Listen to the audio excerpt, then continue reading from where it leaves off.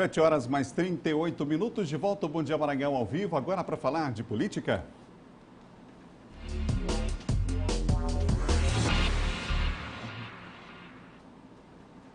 Comigo o John Coutrin. John, bom dia para você. Bom dia, Adalberto, bom dia a todos. John, nós vamos conversar agora com o secretário de Cidades do Estado, secretário de Cidades e Desenvolvimento Urbano, Rubem Pereira Júnior, que está deixando, inclusive, a pasta e hoje já toma posse, inclusive, de volta à Câmara Federal, que está conosco aqui ao vivo do Bom Dia, participando com a gente. Secretário, deputado, bom dia. Bom dia, Adalberto, bom dia, John, bom dia a todos que estão nos assistindo.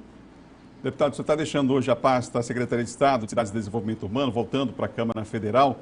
E um dos destaques desse período que o senhor passou à frente aí dessa gestão, foram mais de 400 dias, não é?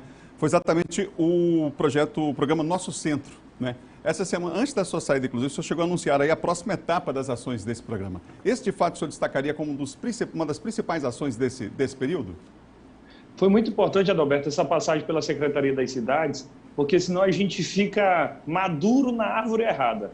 Eu já tinha sido deputado estadual 2 vezes, estou no meu segundo mandato de deputado federal, mas precisava passar por essa experiência de ser secretário, de integrar o Poder Executivo, que não é mais discursar, que não é mais apresentar propostas, mas sim fazer e sim resolver. Dentre tantas ações na Secretaria das Cidades, tenho muito orgulho de ter liderado o programa Nosso Centro, sob a coordenação do governador Flávio Dino, que tem como objetivo fortalecer ainda mais as ações para valorizar o Centro Histórico de São Luís. A Prefeitura tem investido muito no Centro Histórico, o IPHAN tem tido um trabalho importante e o Governo do Estado deu a sua contribuição. Em todas as áreas, nós tivemos um destaque no centro. Nós demos o cheque Minha Casa para mais de 300 famílias no centro. O programa Adote um Casarão pegou prédios fechados e nós destinamos para abrir novos negócios, restaurantes, bares, empresas de tecnologia. Nós tivemos a inauguração, por exemplo, do edifício João Goulart, que estava fechado e hoje vários órgãos públicos funcionam lá. Que nós queremos mais serviços públicos no centro. Nós não queremos o poder público pagando aluguel na área tida como nobre da cidade. A questão cultural, o carnaval desse ano no nosso centro foi espetacular. Infelizmente, o São João vai ser adiado por conta do coronavírus, mas quando a crise passar, e ela vai passar, o centro vai estar preparado para ser valorizado ainda mais sob a determinação do governador Flávio Dino. Deputado, bom dia, a gente agradece a participação. A pergunta que eu faço é o seguinte: primeiro, o senhor sai do cargo hoje, né, secretário das cidades do governo Flávio Dino, isso é um indicativo de que você será mesmo candidato a prefeito de São Luís.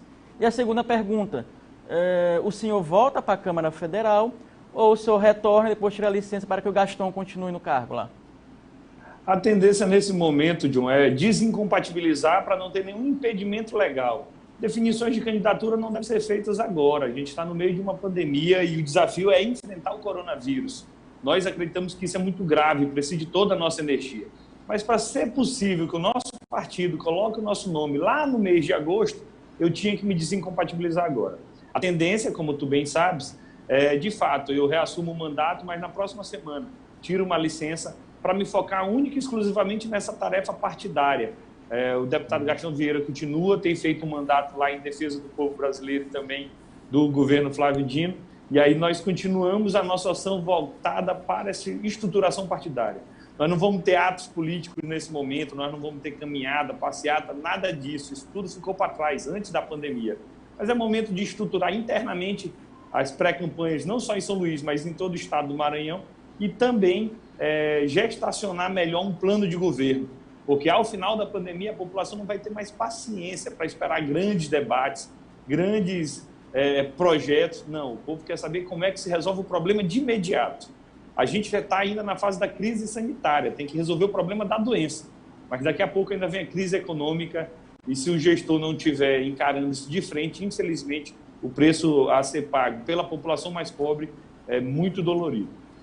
O senhor teve uma experiência agora no Executivo como secretário, né? Já tinha experiência larga no Legislativo, apesar de ser novo, né?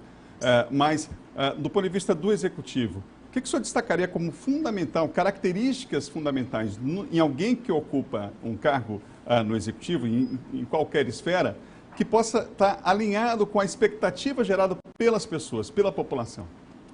O grande desafio, Adalberto, e aí não é só no Executivo, é onde quer que você esteja, é saber para quem tu vai trabalhar, saber voltado para quem tu vai estar vocacionando as ações da secretaria, do mandato ou do governo. E dentro do governo Flávio Dino, com a liderança dele e com outros exemplos também na política, o presidente Lula fazia isso, o desafio é fazer um governo voltado para quem mais precisa, para quem é mais pobre, para quem é mais humilde, as pessoas que durante muito tempo foram invisíveis. Então, todos os dias, quando eu chegava na secretaria, eu sempre pensava no nosso beneficiário. Eu tive que fazer uma gestão eficiente do ponto de vista de cortar gastos dentro da própria secretaria para a gente poder investir onde mais precisa. E aí temos programas como Cheque Minha Casa, regularização fundiária, removendo palafitas para dar habitação digna, o PAC Rio Anil, programas de praça que nós desenvolvemos, todas essas ações mais voltadas para quem mais precisa. Vou te dar um exemplo. Ao meu ver, o governo Bolsonaro não é voltado para a maioria da população, é voltado para poucos, é voltado para os poderosos, para quem já tem meios de sobreviver nesse momento. E, infelizmente, isso é algo que eu combato. Então, a marca que eu sempre procurei ter na minha vida, quer como deputado, quer como secretário, é saber que nós temos obrigação, não é favor, não é gentileza, é obrigação, é dever de trabalhar para quem está pagando o nosso salário, que a gente ali é servidor público e a gente tem que servir o povo com a máxima determinação possível. Deputado, a gente tem um debate travado nessa semana, Adalberto, inclusive, relacionado ao artigo 142 da Constituição, né, que muita gente tem falado sobre a questão que abrir a possibilidade para uma intervenção, né, das Forças Armadas. O senhor é formado em Direito, tem mestrado, né, deve conhecer bem do assunto. Você poderia falar melhor para nós?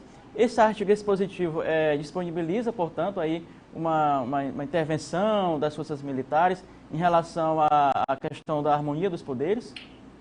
Absolutamente não. Não existe atalho dentro da Constituição. A Constituição é a nossa principal lei, ela tem que ser cumprida à risca.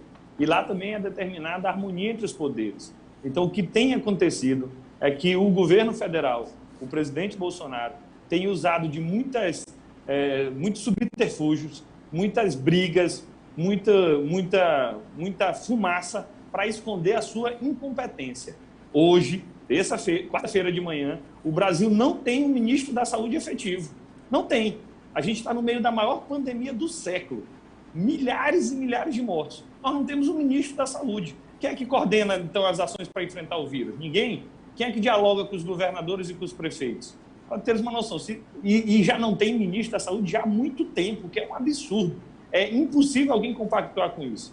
Para ele esconder a incompetência dele, ele vive procurando briga. Está brigando com o Supremo, está brigando com o Congresso, está brigando com os governadores, mas isso é só um disfarce para enganar a incompetência. O que eu queria era que, na verdade, ele liderasse o Brasil nesse momento, para enfrentar o coronavírus da forma que deve ser feito e para apresentar saídas econômicas para a crise. O desemprego vai ser muito alto, muitas empresas estão quebrando por conta da pandemia. E quem tem os instrumentos para melhorar a vida do povo depois disso é o governo federal. Mas, infelizmente, do governo Bolsonaro, eu não tenho esperança de que teremos melhorias.